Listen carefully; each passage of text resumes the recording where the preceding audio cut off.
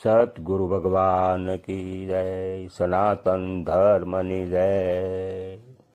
તો આપણે સોહમ સ્વરૂપ કઈ રીતે, આ એક અભ્યાસ છે, આ એક સાધના પણ છે। સોહમ સાધના કહેવામાં આવે છે અને આ સોહમ સાધના દ્વારા જ આપણે સોહમ સ્વરૂપ થઈ શકીએ। તો આ એક ધ્યાનની ક્રિયા પણ છે।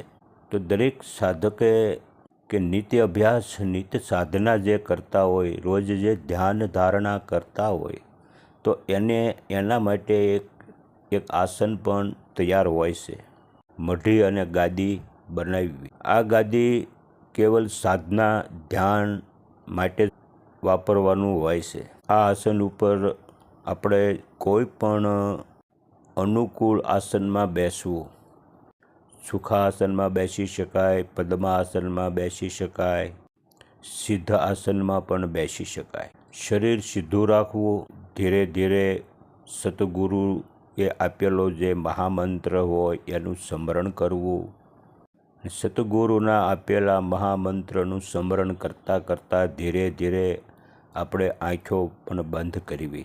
જ્યારે આંખો બંધ થાય છે ત્યારે આપણું મન છે અંધકારમાં આવી જાય અને મન કોઈ ને કોઈ નવું ચિત્ર ગોતવાની કોશિશ કરે છે। તો આવી રીતે જ્યારે મન ભટકે છે તો એ જ મનને આપણા શ્વાસની અંદર લગાડવાનું છે। કેમ કે મન જે સંકલ્પ દ્વારા ચિત્ર પ્રગટ કરશે તો એ ચિત્રના એને વિચારો આવ્યા કરે। તો જ્યાં એનું ધ્યાન જાય, મન જ્યાં જાય છે ત્યાંના એને વિચારો આવે।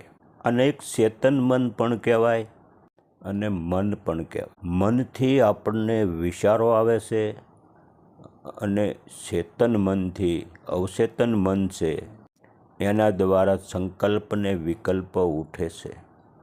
જ્યાં સુધી મન શ્વાસને છોડીને કોઈ પણ જગ્યાએ મન લાગશે ત્યારે ત્યાંના એને સંકલ્પ વિકલ્પ ને વિચારો ઉઠ્યા કરે છે।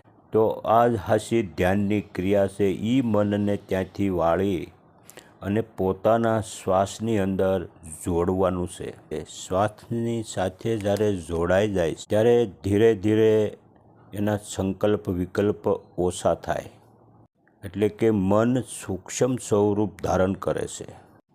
જે શ્વાસ અંદર આવે છે અને બહાર જે જાય છે એને જોવામાં મનને આપણે લગાડવાનું। આ એક ધ્યાનની પણ ક્રિયા છે।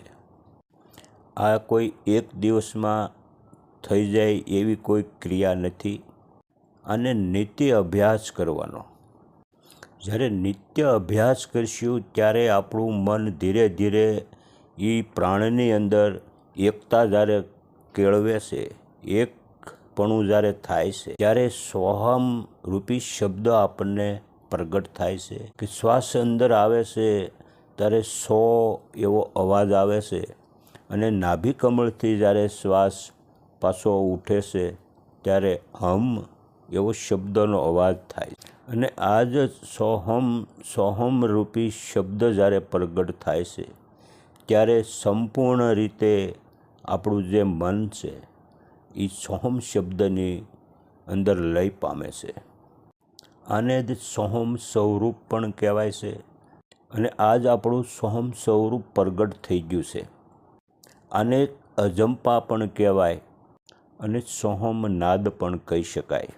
પણ આનો નિત્ય અને કાયમ અભ્યાસ કરવો તો જ આ વસ્તુ ઘટિત થાય છે અને આપણું મૂળ સ્વરૂપ પણ સોહમ જ છે।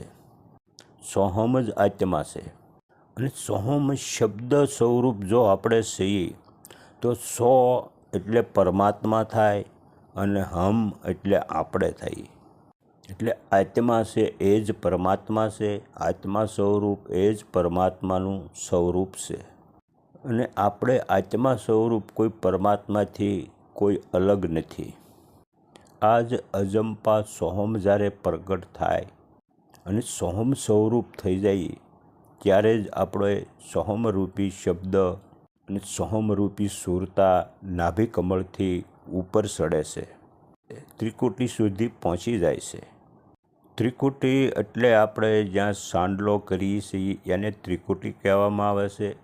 ને ત્રિકુટી એટલે 3 નાડી, ઈંગલા, પિંગલા અને સૂક્ષ્મણા.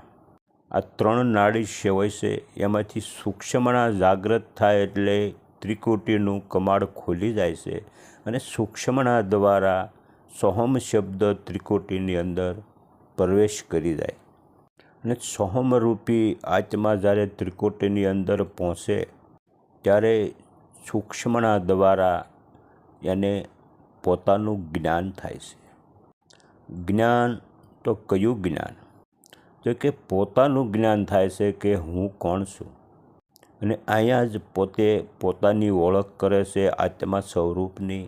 આ જ આત્મજ્ઞાન છે કે સોહમ સ્વરૂપ બનવા માટે, સોહમ શબ્દ બનવા માટેનો જે જ્ઞાનની ક્રિયા દ્વારા આપણે જે અભ્યાસ દ્વારા પ્રથમ બતાવ્યું એના અનુસાર જ આમાં હાલવાથી આ અનુભવ દરેક સાધકને થાય છે. પણ આ ક્રિયા સહજ રૂપે પણ થઈ શકે છે, પણ ગુરુના માર્ગ નીચે હાલવું અને સદગુરુ વગર આ માર્ગે ચાલવું નહીં. ને સદગુરુના બતાવેલા રસ્તા અનુસાર જ આપણે સાધના કરવી. કેમ? આ જ્ઞાન તો દરેક પાસે હોય જ છે, પણ ગુરુ વગરનું પોતાને જ્ઞાન સત્સંગ દ્વારા પ્રાપ્ત થયું હોય અને એમના અભ્યાસ અનુભવ કરી ન શકાય, એમાં ભય પણ છે. આપણી પાસે જ્ઞાન હોય અને ગુરુને ન પૂછી, ગુરુ ન કરાવી અને એ જ જ્ઞાનથી આપણે સાધના આદરીએ છીએ ત્યારે એને મનમુખી કહેવામાં આવે છે. અને મનમુખી અહમ ઊભો થાય છે. અહમ મમતા ઊભી થવાથી પણ સાધકનું પતન થઈ શકે છે. એટલે જ સદગુરુને પૂછીને પગલાં ભરવા, એમાં જ આપણું કલ્યાણ છે અને આમાં જ આપણી જીત પણ છે. ને પોતાના મન દ્વારા જો કરે છે તો અહમ તો થાય જ છે, પણ આ બધું ઘટિત થવું મુશ્કેલ છે. આ એક જીવાત્માને એક સોહમ સ્વરૂપ બનવાની ક્રિયા છે. આ ધ્યાન સાધના છે, અભ્યાસ છે. અને આ રોજ નિત્ય ભજનમાં રહેવું ભરપૂર. અને ભજન વગર આ બધું ઘટિત થઈ શકે તેવું નથી અને ગુરુ વગર પણ ઘટિત ન થઈ શકે. તો દરેક સાધકને મારી અપીલ કે આ માર્ગ ઉપર ચાલવું અને પોતે પોતાની ઓળખ કરી લેવી, તો જ આપણો આ ભવ સુધરી શકશે. કાયમ અભ્યાસ કરવો, કાયમ ધ્યાન ધારણા કરવા અને રોજ નિત્ય પણ ભજનમાં રહેવું.